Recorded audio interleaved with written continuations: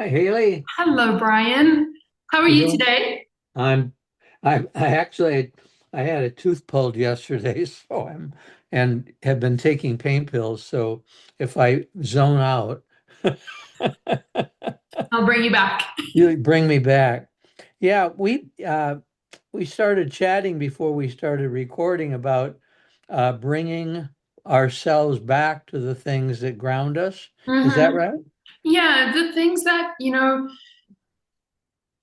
we wish we had more time for, or in a perfect world, if everything was just perfect, I would do more of this.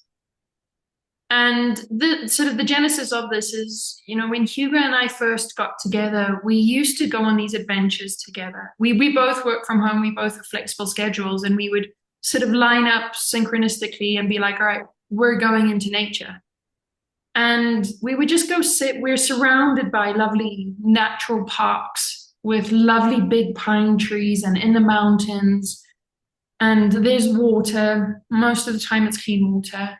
And so we would just go and sit for like a few hours and just, maybe have a little picnic, but really just to listen to the wind through the trees, just to touch a tree, take your shoes off, your socks off, and put your feet on ground.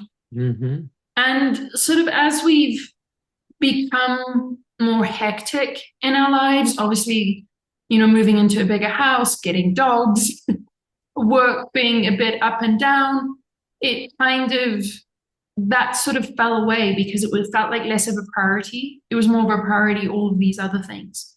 And so as this year came in, we both really sat down and were like, all right, these are the things that are important to me. And this was one thing that was important to both of us, which was coming back into these adventures into nature.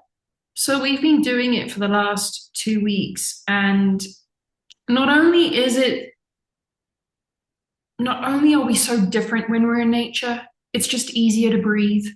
It's easier to just let go of everything that maybe isn't very important, but our mind just worries about and makes a fight about it. But we realize that when we come home, we're able to hold ourselves for a much longer period of time. And so I was just thinking about this, that when we talk about being on the hero's journey, we so often sometimes talk about the hard stuff, letting go of friends, letting go of family, letting go of jobs, letting go of other things. But I think in all of that letting go, you do gain wonderful appreciation for the very basic mundane things, like a tree, like Mm-hmm. wind moving through trees. And it's those things that ground. They don't really cost anything.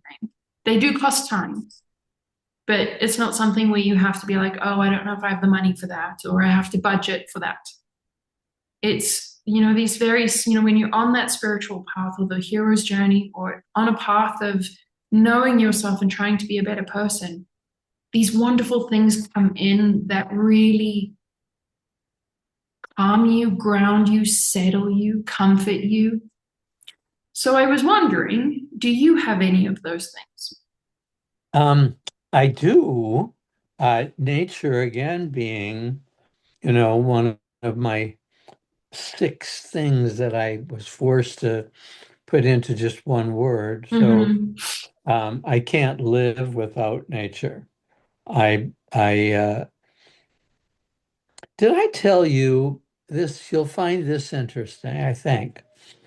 And I wrote a Facebook piece on it, but I'm expanding it into my column that I was in the pool the other day, 90-degree temperatures in the pool, And is your pool and heated? yeah, pool's heated, and and it happened to be a nice sunny day. We've had weird weather for a month, but I closed my eyes. I had swum my lengths faster than Ray had his. So I was by myself with my head against the edge of the pool, and I closed my eyes and I thought, this is heaven. The sun is in my face. My body is in this warm, welcoming water. And then I thought, you know what would make this really more heaven for me? is the sound of Ray's voice, because I would feel like this person who's been part of my identity and life for almost 50 years, that he was there. Right. And He's part of that comfort space. yes, he is. And then I thought, well, the dog, as even though he barks all the time, he's part of it. And then a jet went over and I thought, no, you're not part of it. And then a train went by, 200 car train, a freight train, a couple blocks away. I thought, yes, you're part of it. And then I thought, okay, so what am I going to smell that would make this better? I thought, well, wouldn't it be nice to have jasmine in the background or lilac, Oh, you wow. know? And if you opened your eyes, what would you like to see? I thought a monarch butterfly and a cardinal. That would be really nice. And uh,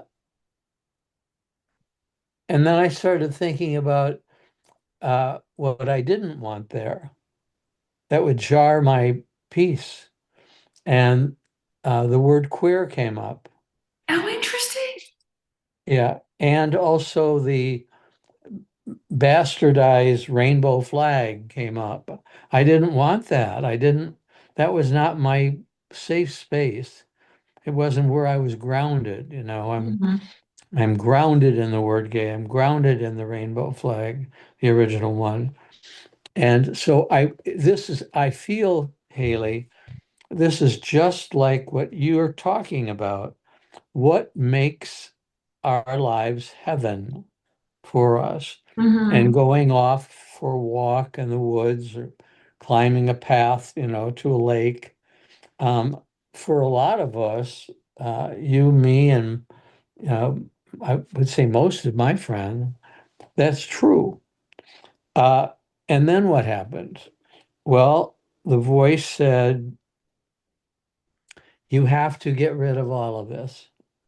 You have to let go of the butterflies and Mm. the, you have to let go of all of it. You can't, it's All not of the there. desires. It's not, yeah, that's not, there are lots of other things you'd put down, you know, but you have to get rid of all of them. And what are you left with? Well, I'm left with myself. I'm all by myself now in this situation. Water still feels great. The cement up on the edge that I'm rolling my neck on feels great, sun on my face. And then I thought, well, if I could just have one thing, it would be the sound of my beloved. That would make me feel safe and Mm. at peace. And I think uh, I was hoping that others would say, well, that's Brian's heaven. What's mine? Right? I wouldn't pick monarchs and cardinals. I'd pick such and such. Mhm. Um, I've always been alone, so I don't know whose voice I'd want to hear. My mother's, uh, and and that would be true for everybody, would it? Yeah, you would imagine people would have their own, like it might have similar connotations, but everybody would have their own little trinkets. Yes, and so I think it's important, as you brought up, to think of the things that are those elements of what you imagine perfect serenity, perfect enlightenment. Hmm. What would it feel like, and what would you not? Wait, we just lost your voice. Hello? Oh, you're back. I'm back. Hi. Well, it wasn't a pain pill. It had something to do with the internet. Can you hear You're me back. now? You're back. I can hear you perfectly now. Okay. All right. Uh, so it's just an important thing, I think, to realize in your life, uh, what are the things that make me feel that it's all worth it, you Mhm. know? And what are the things that agitate me? Like the Desiderata, said, avoid the things that vex your spirit. Right. And I think I have so much to say on that. But on your last point, the avoid the things that vex your spirit also lends into this idea of positive psychology, where if you just think positive, everything's going to be fine. And if you avoid all the things you don't want, that could very easily be escaping. And I don't think we're really saying any of that thing. We're just saying that, there are some things that are unavoidable when you choose to focus on yourself, to know yourself, to be a better person. You can't avoid them, so you have to go through them. And once you get through them, there are these moments of sweetness where everything makes sense, everything just clicks, everything is just sweet. And that's where it's really easy to be positive, really easy to be gratitude, and really easy just to have your moment in the pool, or I'm in my moment in the trees where I'm just like, everything's just fine. I'm okay. Yes. Um, so from that point, and then you also mentioned sort of the voice of my beloved. And I very much resonate with that because I am in this relationship with Hugo now, who is my soulmate, my beloved. And he's very much a part of us being in the forest together because that's something we do together. It's something that is magical because it's the two of us doing it together. And for so much of my life, I wanted to share these moments with somebody that would get it, that would be excited about it the same way that I am. So these moments are very much our moments now. They're very much our shared moments. But one of the things I think it is Rumi and Shams Tabrizi speaks about the beloved, and they refer to the beloved as themselves. I am my beloved is me. And that got sort of turned around into this other person, which would be Ray for you, Hugo for me, is my beloved. Where are you with the idea or the priority? I don't know if priority is the right word, in your beloved. When you look at your life, when you look at your experience, are you your first beloved and then it's Ray, or is it Ray first and then you? Uh, Or in is it God truth, first? well, is it not all the same? You Very know, good point. Ray is God, manifested as this. I mean, all the adjectives that I would give to Ray are adjectives that I would imagine were part of God, Mm-hmm. Tao, whatever, Holy Spirit, whatever you want to call it. And you're free to call it anything, oobity poobity, if that's what you want. But uh, it's a good question, Haley, because I would hope to have somebody who could call me on this, because sometimes you need somebody on the outside who looks at you and knows you really well, maybe better than you know yourself. So that when I would say, Ray is my beloved over me, uh, that feels right in terms of my inner feelings, but I'm not sure it's accurate. I'm not Mm. sure that I don't take better care of myself. I mean, ultimately, right now in my age, I'm imagining Ray's life by himself, and my life or my life by myself. And and then Haley, how does that change things? My question for you is, would you have gone to the woods if Hugo wasn't part of your life? Will you go by yourself? I Will you take the time to do it?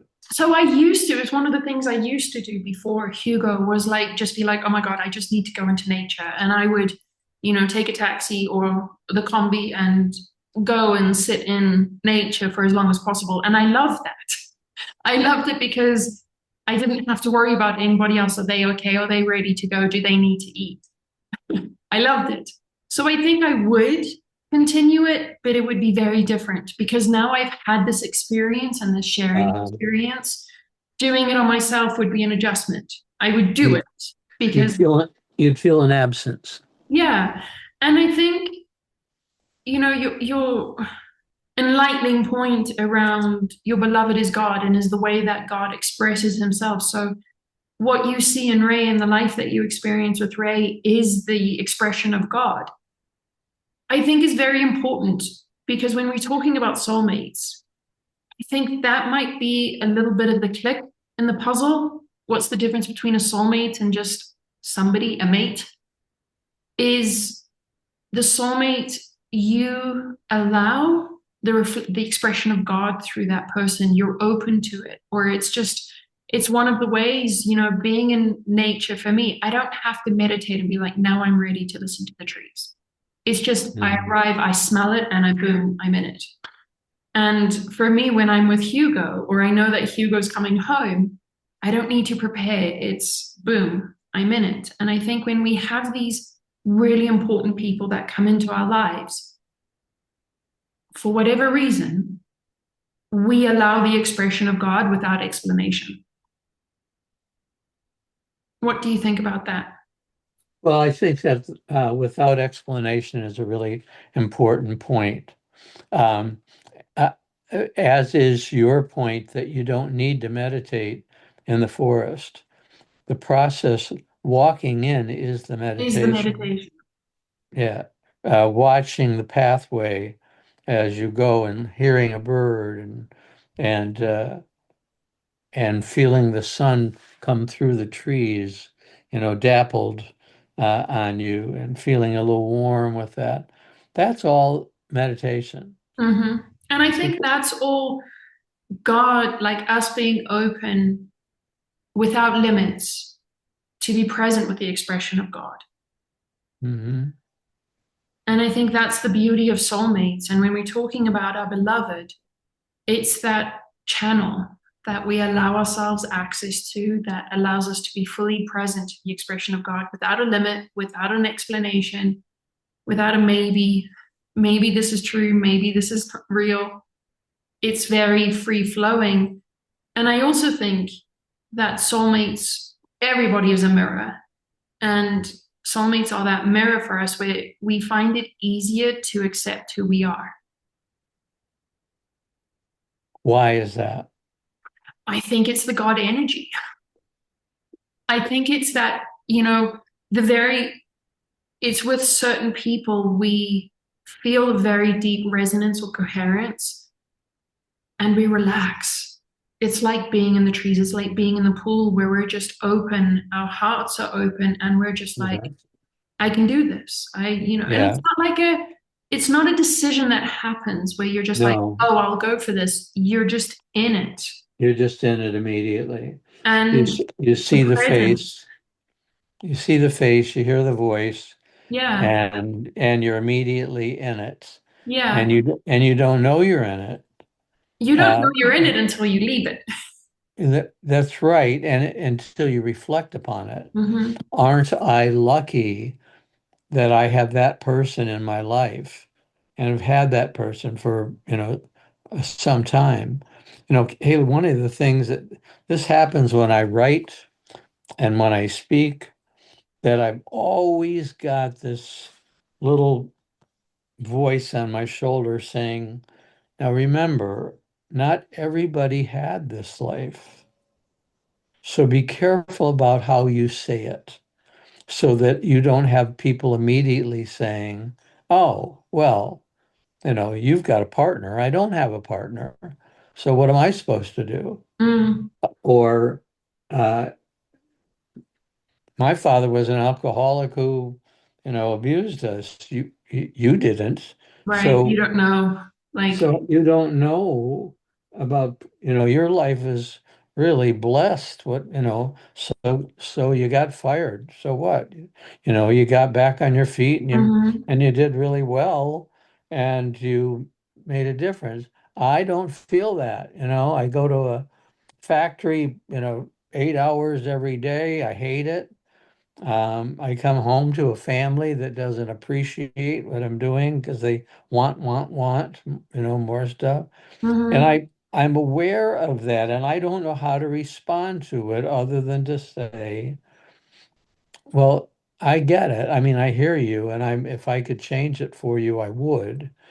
But is there any space, any person, any activity, that grounds you and makes you feel happy that you're alive?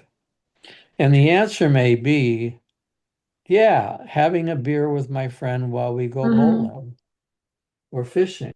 And Hmm. that may be it, fishing with my friend and a couple It might just brewskis. be watching TV. Yeah, yeah. I get this often too, is people who have not met their soulmates and are very much wanting to meet their partner always, always, I'm using that word very consciously, always tend to go into that space of you don't understand. Uh-huh. And I've had a very fortunate life where I've experienced many different aspects of life. I've experienced being in relationships that I thought was my soulmate, definitely was not. Now that I'm with, like, once you leave that relationship, you're like, not it. Yeah. I've Yeah. experienced, you know, choosing to be single. I've then experienced the deep hole to share with somebody. And then I'm now experiencing the most healthiest relationship I've ever had. And I think it's very, they speak of this in the different religions, the different theologies, the different philosophies, that your mental state dictates your experience. And I think that there's a difference. We might call it resilience, we might call it the old soul, the young soul. There is a difference between having gone through something and being on the other side of it versus still going through it.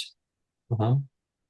And in my experience, my very personal experience, it's very difficult to get yourself into a mental state, whether it's being in the trees, whether it's having a beer, whether it's, being in a pool. It's very difficult to be in that state when you're so low, when you don't have much hope, when you don't have much faith that things can actually be better, because then what's the point of feeling better? Right. And for me, I have found reflection is one of the most wonderful gifts Mm-hmm.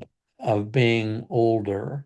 I'm not sure it's as common with 12th graders, Well, but I think in that the age thing is that it's the length of this that you've experienced. mhm. Like there's wisdom in that length. Well, somebody wrote to me and said, I met somebody that at a bear pool party, and he said that he sided with my opponents uh, over something stupid years ago, and we never connected. In fact, whenever I would hear his name, I would sort of recoil a bit because I didn't find him to be a nice person. But when this person told me this, I thought, oh, I said, say hi to him, because it's all gone, it's all past. Mm-hmm. I'm well beyond that. Oh yeah. I don't even think about it. I can't even remember what the issue was, that made us feel like we could never be friends. And I'm hoping that if I saw him at a pool party, that I would walk right up and say hi. It's been a long time, and I just wanted to reintroduce myself because I don't think the person we knew back in the 70s is the same person. That resonates with me because I'm very much the same as you in that perspective. It's been a period of time where we haven't spoken. I'm absolutely open to seeing who you are now and Yeah. seeing if, timing, we speak about timing so often. And, even when we're talking about like relationships, sometimes the timing is just off. Yeah. So the timing 20 years ago might have been off, so that now you guys can actually have a conversation. I always like to give that chance, which could be the benefit of doubt, which sometimes is not the best thing to do.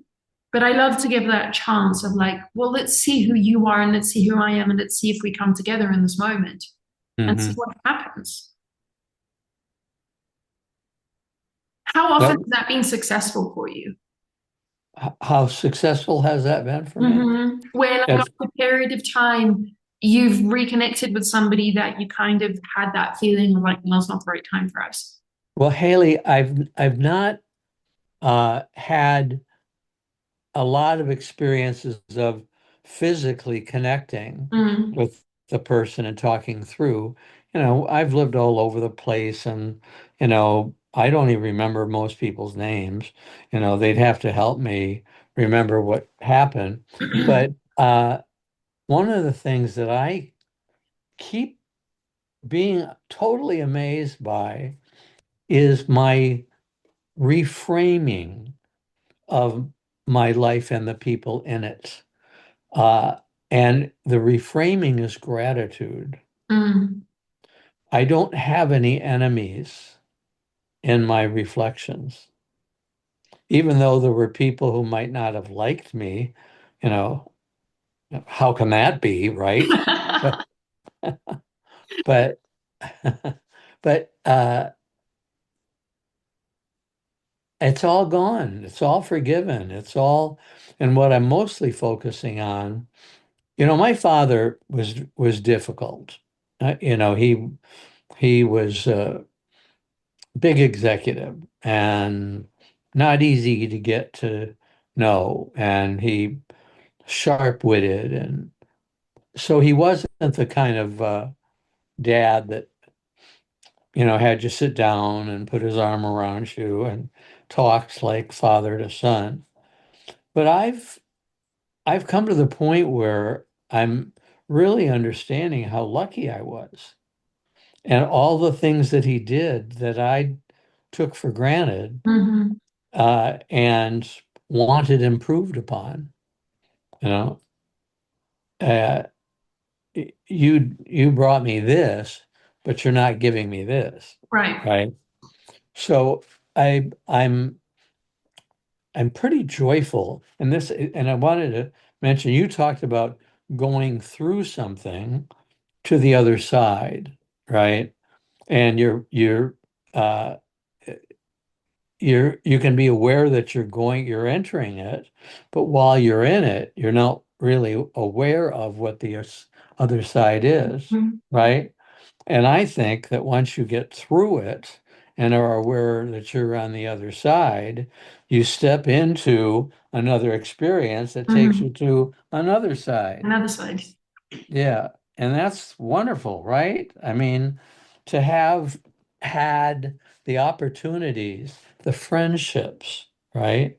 Uh, to feel supported in Mhm. all these journeys, right? And to be able to find people who talk your language, who aren't saying, "What? Right. Can you say that again? I didn't get it." And you try to rephrase it, but then you let go, not thinking they're stupid, but that you're just in two different places Right. right now. You're on two different Well, languages. need to ask you a question from way back in this conversation where you were talking about work being ups and downs. What's going on there? I think I think when you work from home and you have a more of a freelance um lifestyle, is that it? With that comes, like sometimes you have a lot of work and there's a lot going on at work, and then sometimes you're sitting there going like, what am I doing wrong? Why don't I have enough work? Or what do I need to do to generate work? And so, I've experienced that now for, oh my God, we're going on 6 years now, 5 years of that's what it's like. And that's the difference between working in corporate, where every 2 weeks you get a paycheck. When you're, when I made the decision to leave corporate, I also made the decision to leave that sense of certainty. knowing that all of the things, all of the certainty that came with working for somebody and them having the responsibility of paying you, whether they want to or not, and always having a paycheck, I realized that I was giving it up. And that was a big, like, that kept me in corporate for many years and kept me going back into corporate for many years. So when I chose to do my own thing, I also very much chose to not just have work in a silo, for my work to be my entire life. And this is always the thing that I'm learning is that sometimes I get so focused on work, I forget about the work of all my other things. The work of me being a better person, the work of me taking care of this house, the work of me taking care of dogs, the work of me being present with Hugo, the work of me going in and making sure that I'm being the best possible version by going into nature. I'm a workaholic, so if there's a client, I will choose a client. And that's part of my lesson, in this lifetime is to balance that out and be like, work isn't just what you do with clients, it's what you do overall. And I think it's so what I've noticed, especially going through last year, having these huge distractions of last year. Work isn't just the work I do with clients. And balance is far more important to me now as I'm entering into this year and whatever the space is. Having the balance is so much more important than just having work and having the label of fitting into that groove of, are you successful? Have you written enough, Brian? Are Well, you getting enough engagement in your posts? For me, it's like, how many clients do you have? Is that enough? Are they frequent enough? And I have to, going into the trees and going into nature really helps me to separate out of that because I find those tools very sticky and very like pulls you right down. Going into nature helps me to balance out of that and be like, no, no, no, no, no, no, we're not doing that. We're doing it because we love it. and you're surrendering, which you can't really do easily in your home. You're surrendering to the awareness that you're a small piece of this whole Mm-hmm. planet. And these trees, are 5 times older than you are. Mm-hmm. Uh, And they're and enormous in and they're going to be stature. 5 generations from now, probably Right. still standing there. And that's a good feeling. Uh, that's not minimizing who you are in the world. It's just giving you a perspective, Mm-hmm. right? That while you're doing important work, there are others who are doing the same. Mm-hmm. And while you're doing important work, you may not get an award uh, or a Or a bonus, bonus. yeah, but you have the satisfaction that what work you've done has made such a difference in the life of the person who sought you out and in the lives of all those people henceforth that they interact with that uh, that you feel okay, life is good. Life is I good. Like, I yeah, have a small piece, small piece, but everything in it is great yeah. because I've made it great. Yeah. And I think when you say I've made it great, it's because I've done the work to, regardless if it's a client, regardless if it's a dog, regardless if it is me watering the plant, they're getting the best version of me, the most grounded, the most present, the most Yes, authentic of me. yes. Yeah, I have no idea what happens, at the end of our lives. I just don't know. I throw my dice with one attractive train of thought. Right. But can I go back for a second when you were talking about corporate and when you left corporate, you left a paycheck and you left a bonus and a pension and Mm-hmm. all of things that told you that you had worth. Mm-hmm. I've had so many dreams, and I had one just the other night where I was fired, but I didn't know what to do for work because no one was going to hire this openly gay person in the mid 70s who's, called attention to himself for being gay. Mm-hmm. You're too controversial. You can't run You away know, from that.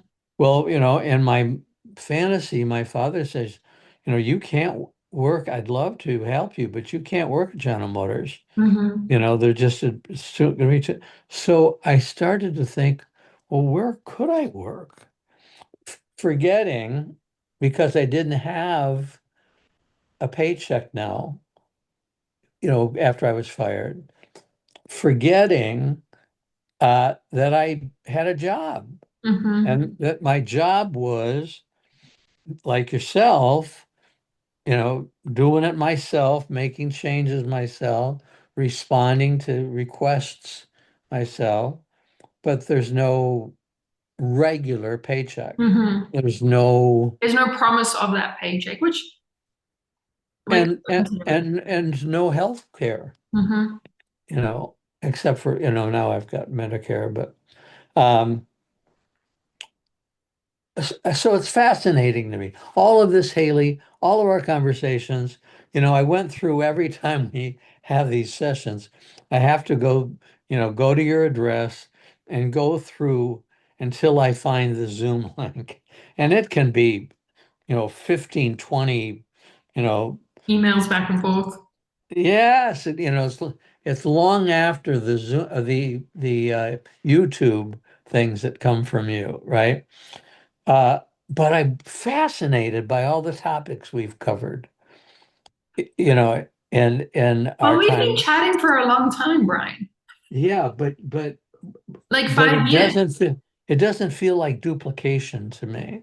Well, I think because I mean, there's not a lot of duplicity in life, is there? Like Well, even though we're talking today, if we were to talk tomorrow, we'd still have a bunch of stuff to talk about. we'd have what, a bunch of A stuff? bunch of stuff to talk about still tomorrow. I don't Yeah. know if, and I think that's the beauty of the people that are in my life today is that every single one of the people that are in my life today is so curious. Mm. Is so curious to kind of be like, we spoke about that yesterday, but I'm talking about this today. And to like continue going on that journey of exploration. That's also, one of the things that I love that grounds me. It's, my trees, is my people on my trees too.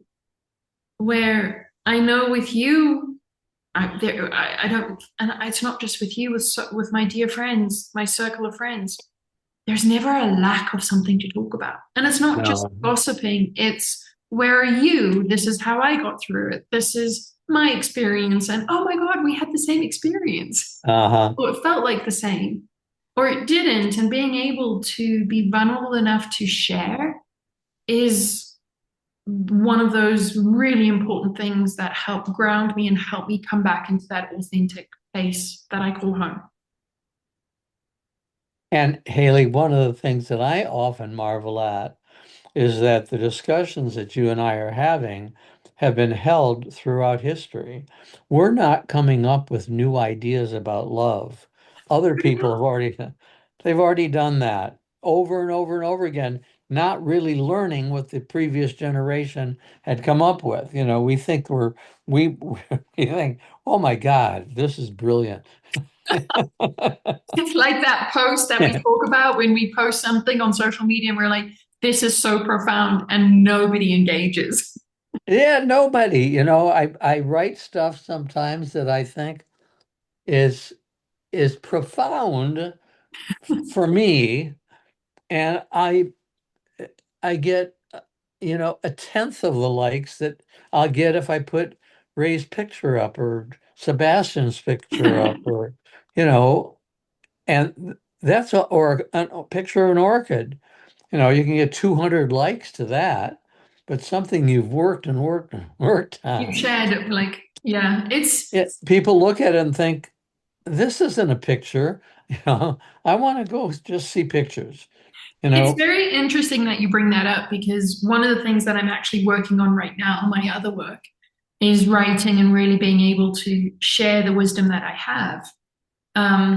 And one of the things that I am organizing on how to write about is how, in this day and age, how people will take these ancient concepts and change a word or give their word of it, and suddenly it's new. And suddenly it's like the new healing or the new modality or this new breakthrough. And I Yes. think what I see in all of like, I do read a lot of research papers and medical journals. What I see is like, this is the same thing the Chinese were doing. The Chinese have been doing this all this time. But just because you have access to a medical journal now, it's new. And I think it's so important for us to have that level of humility, but as well as that level of curiosity, to look at life and have the humility to be like, I'm not the first person to see this. I'm not the first person to walk these steps. But also to have the curiosity to, what more can I see? Where more can I walk? What more can I do? How more can I be Yes. in this experience while still having the humility to understand that the root of that experience doesn't really change through the eons of time. Hmm. We're still all just coming back to these very grounded truths of unconditional love. Yes. And it's so fun for me to see it illustrated in a play or, Mm-hmm. a movie where you think, oh my God, people have had these same life experiences, and for them, as just as for me, I think it's all about me, have you seen yet, uh, uh, not Hamnet, Hamlet, huh? Hamnet, the one Hamlet. that's getting all the like the Golden Globes, and Yeah, yeah. yeah, I haven't seen it yet. It's on my list. You'll like it. Hamnet. And but I watched and watched them have their own lives and their own dramas, and them thinking that this was, I don't know if they thought about what was next. But when I look out and realize that how many people are out there, at the grocery store right now, or, Living their bowling, lives. whatever, living their lives, and we're all doing the same thing at the same time, right? So we need to be humble in Mm-hmm. our life and say, yes, I'm grateful for the influence I've had, but compared to the things others have contributed, I can hold my head up. Mine might have been unique, but it nevertheless was not, you know, coming up with some Einstein theory. I think, one of the things that I used to love so much in corporate was when I would either have a day off and be at home or work from home. And I would always look out the window and see people moving about and going places. And I would be like, oh, this is what happens when I'm at work. Like there's this whole world going on when I'm at Yeah. work. And I Yes. do that too when I travel. I'm always sweetly giddy that, like, oh my God, well, I think I'm living over here in this massive world and it's just me. Look at all this going on over here too. Get everybody on the flight to tell their story. And all the stories are going to be different, but they all will have that common Mhm. denominator of loving Yeah. kindness and hunger for awareness. Mm-hmm. Yeah, I think that's one of the there's this wonderful account that I follow on Instagram now. It's called the Tiny Project. And she highlights what we're talking about. She posts these very basic things of like, how amazing it is it that while you were sleeping, birds were singing. And I think it's that lovely thing that is so important in life that grounds us into humility while still being curious is going back or circling all the way back to the beloved is it is me. I am my beloved. But I also see that in all of these different things that are so important to me. Hmm.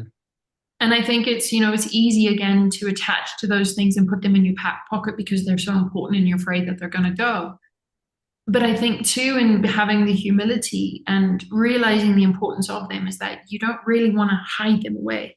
You want to hold them in front of you the entire time and be like, in front of me, be Hmm. with me, be present with me. And I think, when you're lying in the pool and you're like, I just need to hear Ray. Hmm. It's these things that are part of your experience that you're just like so important. This is what I need to bring me into that space of authenticity, that space of humility, that space of curiosity of this is fantastic. Can it be more? Well, you know what, Haley, one more element of it, and I know we don't have all the time in the world, but humility is really important and gratitude is really important, but so too is empathy. That you get up and you read that they found the bodies of 8 of 9 skiers, from the avalanche at Tahoe. So you think, my God, how old were they? And this was the last day of their 3-day skiing trip, and it was a big group that had gone out. What are their parents feeling right now? What's their spouse or children feeling right now? And to take time to put yourself in their shoes so that it doesn't just flash by you without teaching a lesson. I lean more towards the compassion on most things. So when I look at the tragedies of the world, I always try to what I call grounding and humility of this must be their experience, this must be happening for a reason. There must be some good in this. And I try to focus on the good and I try to be in a place of may they feel love. May they, through this experience, feel the love. May they feel the support. May they feel faith that everything is always happening for us. And I think that goes to what we're mentioning. Dogs. Are your dogs?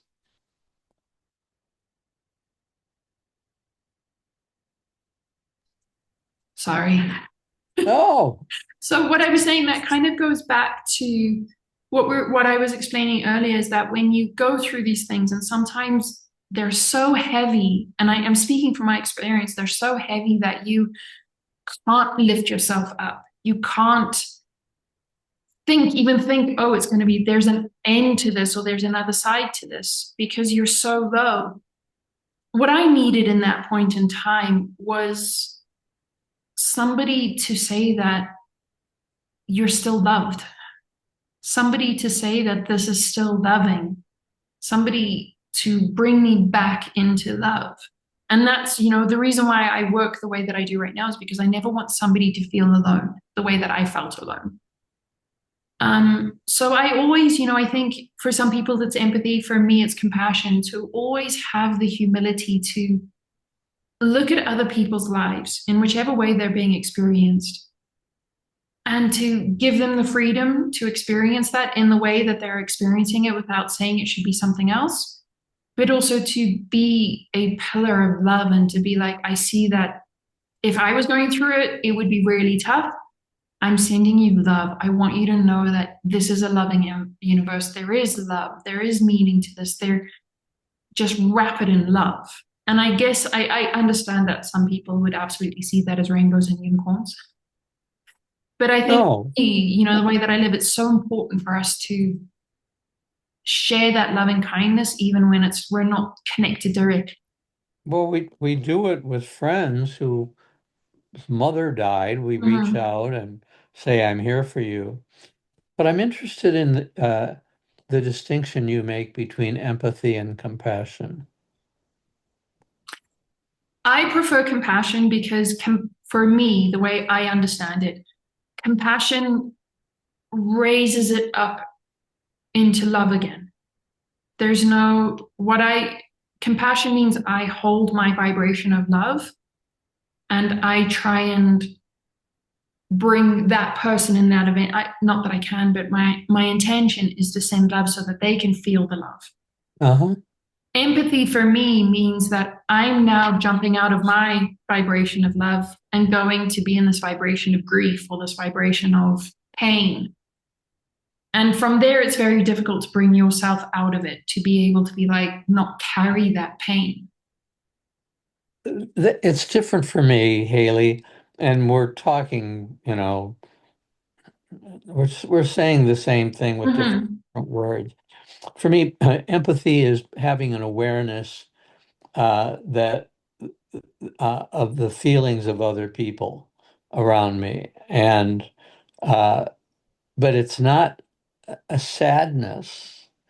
It's it's an awareness, and then my goal is to reach out with loving kindness, Mm-hmm. right? Not to try to fix it. I can't fix it. Can't fix it. You Can't know, change it. yeah, I can't fix it. Love can fix it. And we are, I know people get tired of this, but we are all part of the same organism. Mm-hmm. And so when 8 people, 9 people die in an avalanche, they're part of our organism. Mm-hmm. Something has happened to you, me, and everybody because we're all connected. And our response, as you said, is to, send love. And even if they're already gone, Mm-hmm. they're still alive in terms of energy, if we believe that. Mm-hmm. So, Still love. yeah, send them. I am so sorry you had to go through this. Um, and my heart goes out to your family. Uh, but I just want you to know that it didn't happen in a vacuum, that there are some of us who are aware, even though Mm-hmm. we don't know you. I think that's for me, I do call it compassion, but for me, and we're talking about the same thing. I love that we can do that as humans. We can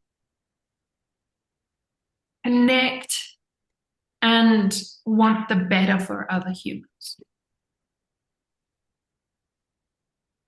Yes, And I think we so often forget that about this existence.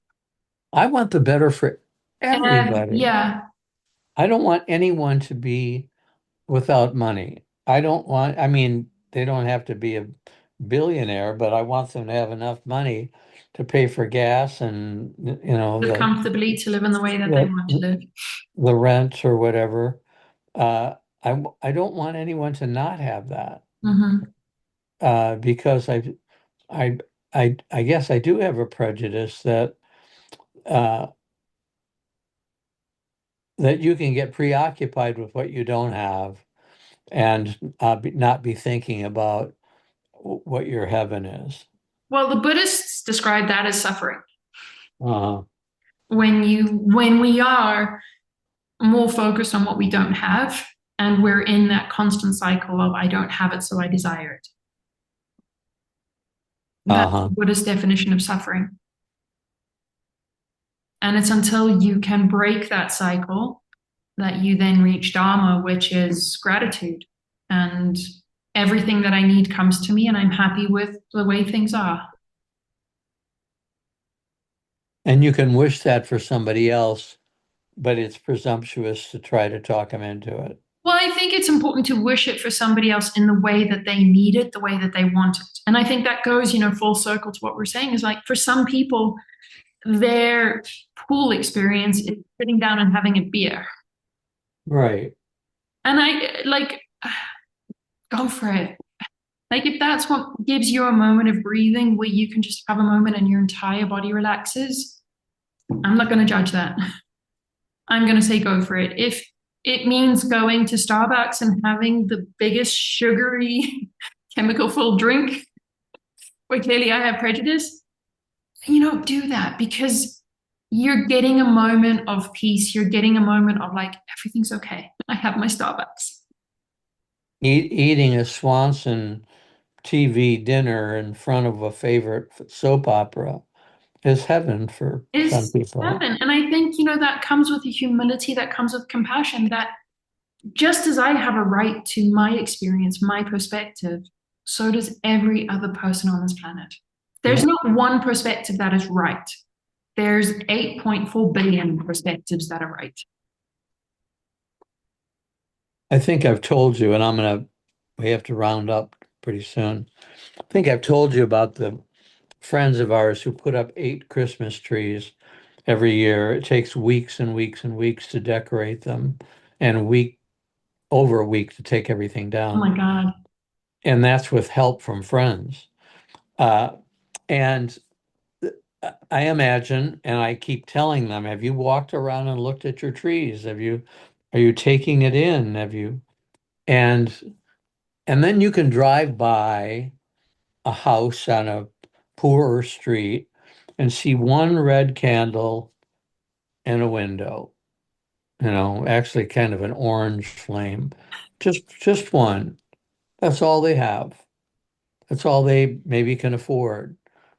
The hope is that that person and my friends with the trees get the same amount of joy out of what they've put together to remind themselves of the holidays, to let them feel they're participating. And, Absolutely. huh? I Absolutely. absolutely agree with you. And I think that's where humility comes in, is that for one person, it's a red candle. For another person, it's 8 trees. For you, it's your lovely house decorated. For me, there's not one decoration. Hmm. It's, you know, I think it's the freedom for us to experience. But again, it all comes down to what we're talking about, that sort of root motivation, which is the loving kindness, the awareness. Well, I had no idea you had no decorations up. Next year, I'm flying down and Um, and whooping up your place. I do decorations for Dia de los Muertos, which is in November, November 1st, like October 30th to November 2nd. I decorate for that. What But is it? Dia de los Muertos, so it's the Mexican holiday of the dead where they do all the face painting and there's all the marigolds. So I do that. I get into that because I love the color of the marigolds. Okay. Yeah, I'm not so Even excited about the Christmas colors. Yeah, yeah. Well, you know what? It makes you happy. It makes We, me happy. And it's like for both of us, you know, it's something that we both share where before me, it was Hugo's favorite holiday. And before him, it was a holiday that I loved because of the marigolds. And he loves it for the same reason, where we're just like, you love it too for the same reason? Oh, wow. So we get to have this explosion of God in marigolds. well, we don't happen to dress up in skeletal form, We don't but either. but It's a lot of work. I'm glad. Oh, it is. I'm glad to know that you have that experience. Yeah, that's my Christmas. Yeah, that's And all great. gold, all marigold oranges and yellows. I love it. That's I'm so glad for the joy you experience with it. Thank you. And I think on that note, we are out of time. Okay. Thank you for your lovely time today. Oh, I pardon. What's that? You did well considering the surgery and Yeah, you considering that were, I'm on pain pills. and I love the new setup. Oh, good. Ray's out of the house with Sebastian for the hour, so I thought, well, why don't you move around? You don't have to lock yourself in the guest room. Uh, and I love the painting in the I do background. too. Is that a Uh, painting or a tapestry? it's a painting. People think it's a tapestry, but it's canvas stretched over, the wooden frame, and it's all painted. And it may have been originally part of a set, Oh, decoration. We're told when we bought it that came from France, Paris. oh wow. I love it. And we had it restored, but not in fresh paint, in paint that Made looked it to look timely. worn. Yeah, and it brought it all back, and it's really fun. I love it. It's very much like it reminds me of you and Ray in your house. Yeah, well, you need to get back here. We miss you. I would love to. We'll see how this year goes. And Hugo too, hon. Oh, we have to get him a passport. Well, both of us have to get passports this year, so that's on the agenda. Well, maybe Trump will own Mexico by then and you can just come. Or maybe Mexico will own the US. Wouldn't that be good? Florida will somehow slide into Mexico Wouldn't that be with the good? Gulf of Mexico, you know? Yeah, the Gulf of I know. It's just any rate. All right, my love. I hope that you recover and I hope many more sweet moments of being in the pool and in your heaven. Yeah, well, this hour together helps me recover. So, Lots of love to you and Ray. you too. Take care. Bye. Bye-bye.